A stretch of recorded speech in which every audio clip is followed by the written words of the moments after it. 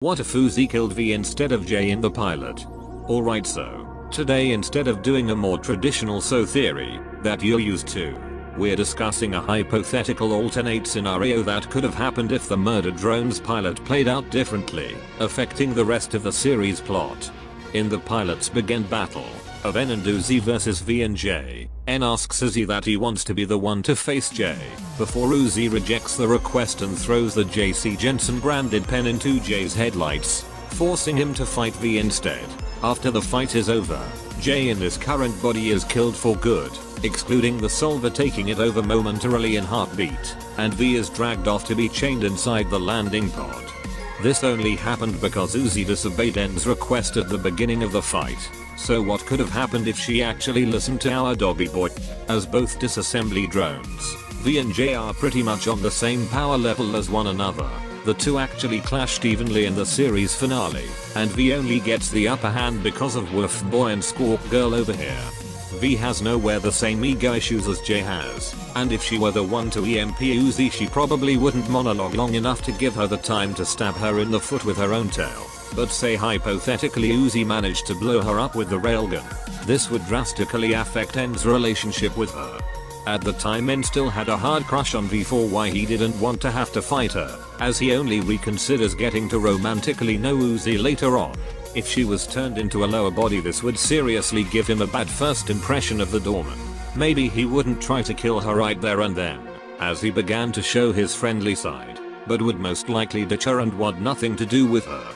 With J being the female disassembly to survive this battle, she would still probably get tied up and sent to the landing pod to be chained. But as V in the original show only stayed put because she wanted to be nice, J would take advantage of the chain being broken and reinstall the virus chip in N, and this time, he would die for good.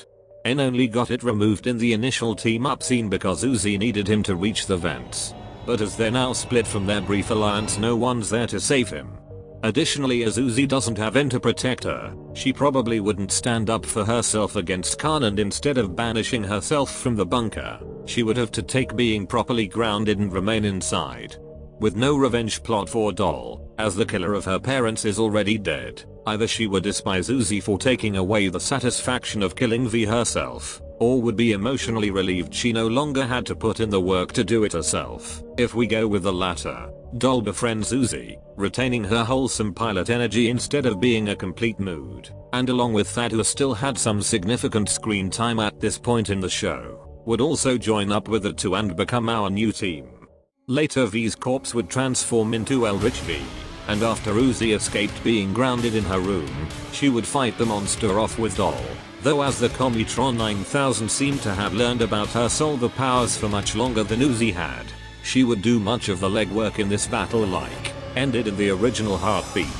Some plot elements would remain the same like in the original show, Sin disguising herself as Tessa being one of them, but as the original N and V are now gone, they would be replaced with clones. N would have none of his memories from the pilot to keep him obedient, while V would still have to carry the burden of knowingly working with a zombie drone in human's clothing, as from the beginning she knew she wasn't really serving J.C. Jensen. Uzi would still be made by Khan to go to the prom, but as there is no secret assassination going on, this episode would be mostly glossed over.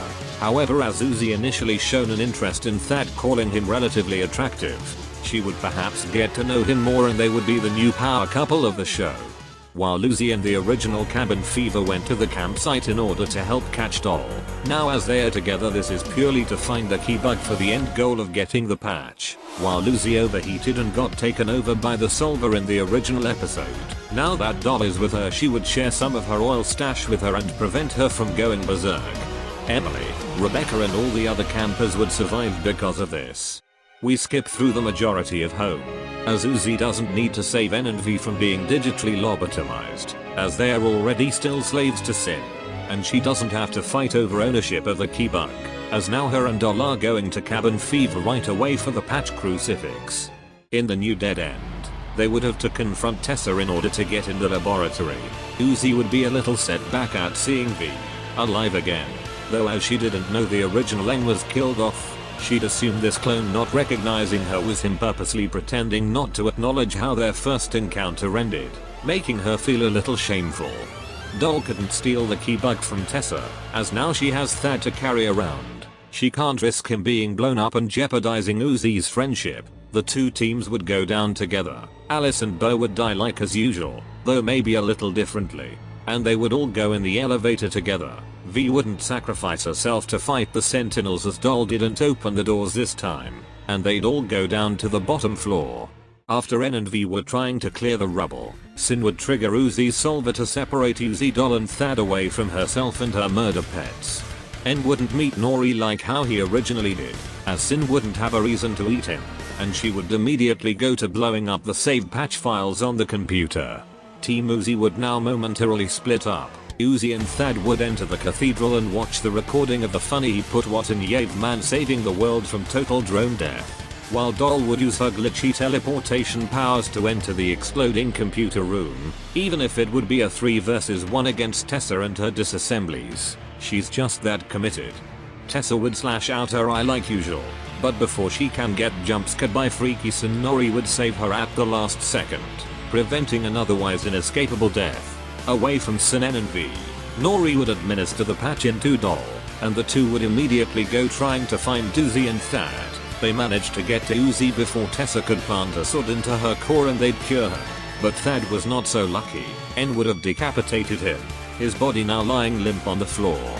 Using this as a distraction, Sin would immediately ditch her spacesuit and snatch the patch crucifix from Doll, crushing it. Then entering the giant hole thing along with N and V. In pure desperation, Uzi would try one last thing to save her boyfriend. She would manifest a USB cord attached to her using the now patched solver, and infect Thad's body with it. This would actually go as planned, and Thad would be resurrected from the dead. Now possessing his own green-colored solver, he wouldn't have to rely on a pipe for attacking. Thad would catch the spaceship key dropped by Jay, and the gang would all take a ride with Nori. In absolute end, the finale, Sin takes on a new form. A fusion of herself, N and J, all grotesquely merged into the Tessa skin suit that is now fused into her. J would remain the sole disassembly drone separated from this mass, but would continue to serve Sin. Classic J fashion. In the battle with Bite Me playing in the background, our heroes would knock out J, and all thrust a hand into the creature's chest, each grabbing one of the 3 cores inside its mass. Uzi would eat Sin, Doll would eat V, and Thad would eat N. After rebooting, they'd all get half yellow eyes, and the consciousnesses of the drones they ate would live in their solver tails. Uzi would seem bummed out post credits like as usual, but with Doll and Thad to share that burden with, it wouldn't be so hard. Our heroic trio would be celebrated back at home, and Jay would be the last remaining member of the disassembly drones, a bitter twin-tailed mess of an office lady. The end. This is really more of a piece of fanfiction than anything, but I had a real fun time writing this one. Are there any other potential what if scenarios you wonder could have gone in Murder Drones if things gone ever so slightly different? Company leadership retreat! One more buzzword and I'll do it.